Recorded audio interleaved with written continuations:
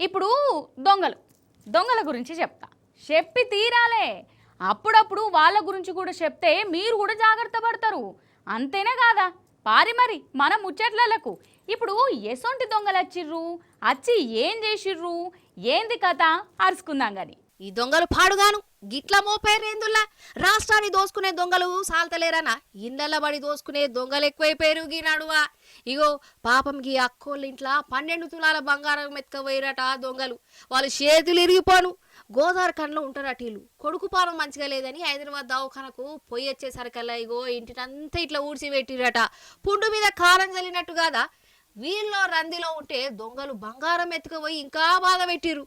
బాబుకు హెల్త్ బాగాలేక హైదరాబాద్కి వెళ్ళినాం. సాటర్డే రోజు మార్నింగ్ 6కి వెళ్ళినాం. నిన్న నైట్ 11:20 వరకు వచ్చినాం. వచ్చేసరికి చూస్తే ముందు డోరు గొల్లం తీసుంది, లాక్ లేదు. లోపల సైడ్ గొల్లం పెట్టుకొని ఉన్నారు. సరే అని మేము ఇటు వెనక నుంచి వెళ్ళేసరికి వెనకాల డోర్ ఓపెన్ ఉంది. అటు నుంచి లోపలికి వెళ్ళి చూస్తే కబోర్డ్స్ అన్నీ ఓపెన్ అయి ఉన్నాయి. నాది హారం 5 తులాలు, నల్లపూసల గొలుసు 3.5 తులాలు, చిన్న చైన్ తులం, గాజులు తులంన్నర, ఒక చయం ఉంగరం, పెళ్లిలో పెట్టిన ఉంగరం ఒకటి. గిదే పెద్దపల్లి జిల్లాల ఇంకో గల్లీలో కూడా సేమ్ టు సేమ్ దొంగతనం జరిగిందులో. ఈ ఇల్లోళ్ళు పని మీద పట్నం వెళ్తే దొంగలేమో వీళ్ళింటిని లూటి చేసేటందుకు బ్లేడ్లతోని తాళాలు కోసి మరి 11 తులాల బంగారం వెండి ఎత్తుకపోయిరట.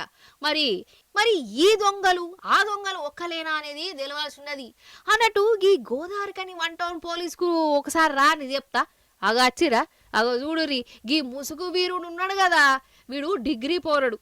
మరి మంచిగా చదువుకోవచ్చు కదా.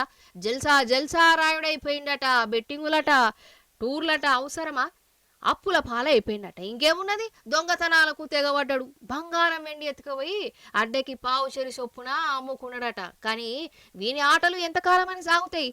పోలీసులకు దొరకనే దొరికిండు. ఇప్పుడు చిప్పకూడు తినేతందుకు పోతున్నాడు.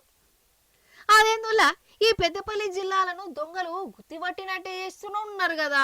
లేకుంటే ఒకటే రోజు గిన్ని తీర్ల దోసుకోబోతున్నారంటే పెద్దపల్లి పోలీసుల మీద ఎంత నమ్మకం ఉన్నదో మరి వీళ్లకు.